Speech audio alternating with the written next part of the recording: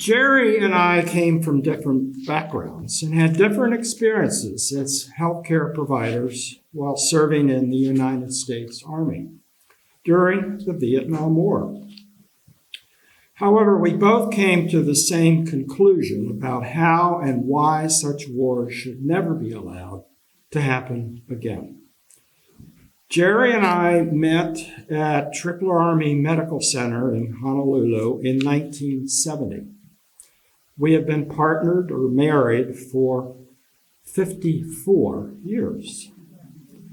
And let's face it, Jerry is recovering at home from a hospital stay, so I'm doing his presentation. Also, war creates dilemmas.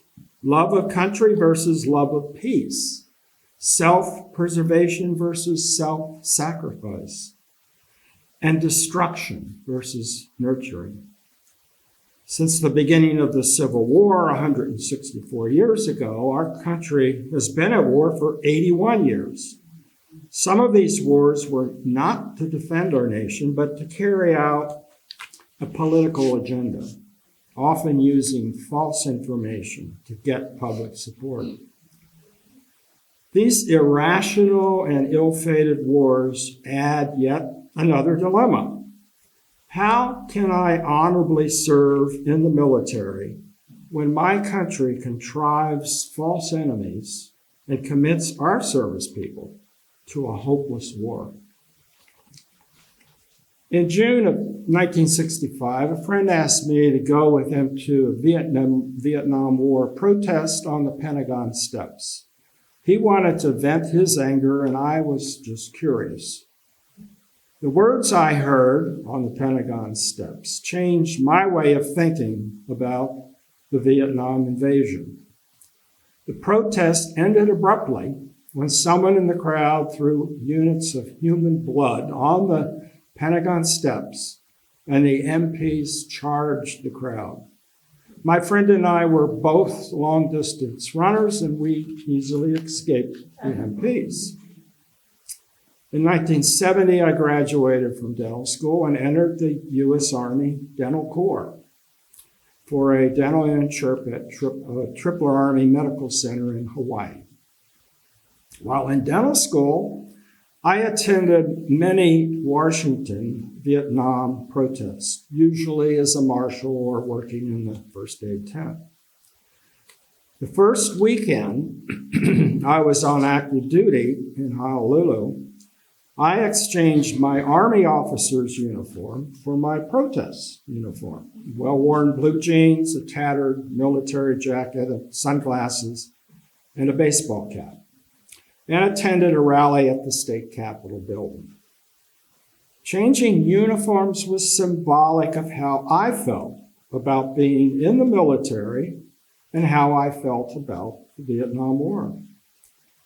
I was a patriot and proud to be in the U.S. Army, and it was satisfying to provide care to our servicemen and women, particularly those who had been in combat in Vietnam. But I could not shake my belief that our country was headed for disaster by an immoral and useless war. During my time in the military, I thought about how wars like Vietnam could be prevented. More protests, get involved in politics, become a spiritual leader.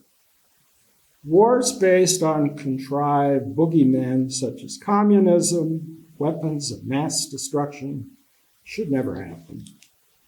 Vietnam was a desperately poor country with a long history of colonialism and invasion from neighboring countries, and had no capacity to harm our country. Bombing and butchering the people of Vietnam to exorcise communism from the country made no sense. I could not find an answer on how to prevent such a travesty until I went to the Republic of Vietnam in 1996, representing Operation Smile and the World Health Organization. My responsibility was to establish a faculty-student exchange at the Hanoi Medical College and to implement a rural water program operated, or rural water potable program for the World Health Organization. At dinner on West Lake with the health minister's staff, I started talking to a gentleman next to me. We had so much in common. We were both born the same year. Both our parents were school teachers. And we both served our respective countries' Army's healthcare service during the same period of time. I was at Tripler Army Medical Center, and he was underground in a hospital in North Vietnam. We traded stories. He once removed a live grenade from a soldier's abdomen. We then stopped talking and looked at each other. And I could not contain my tears when he said to me, "Please tell me, this will never happen again." It was then I realized I found an answer to my question about preventing this kind of war. This Vietnamese physician had shown me the path to peace by his respect and tolerance of me and his sincere desire to have peace in his land.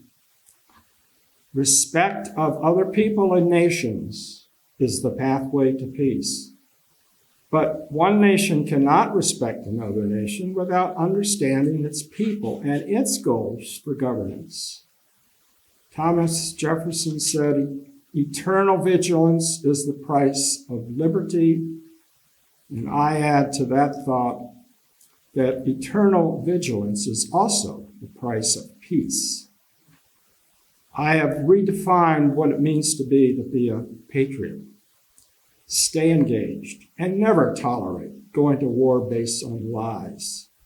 I want to honor the wish of my Vietnamese friend and be able to say, this will never happen again. I'm going to. Thank you. So I'm going to switch to my husband's presentation, Jerry Duvall. When I was quite young, I remember my parents talking about Pearl Harbor. I thought it was somewhere down the Ohio River from the family farm where I spent my early years. My first recollection of war was when my neighbor's son fought in the Korean War and came back with a Korean wife.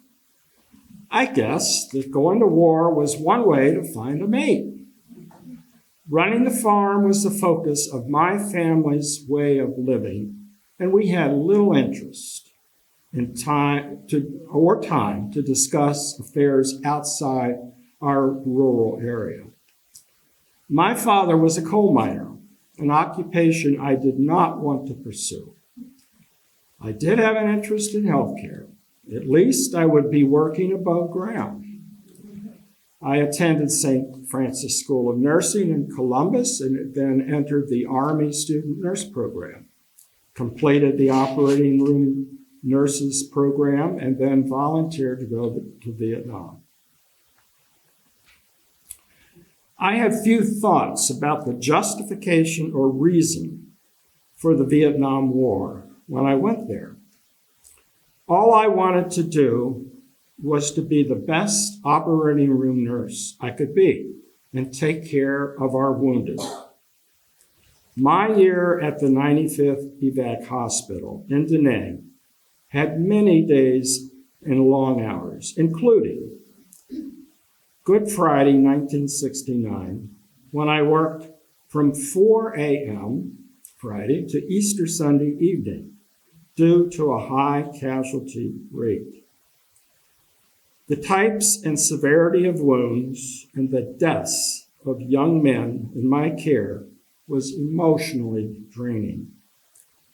The voices of some men with missing limbs, maimed torsos, crying out, "Please, let me die," will always haunt me.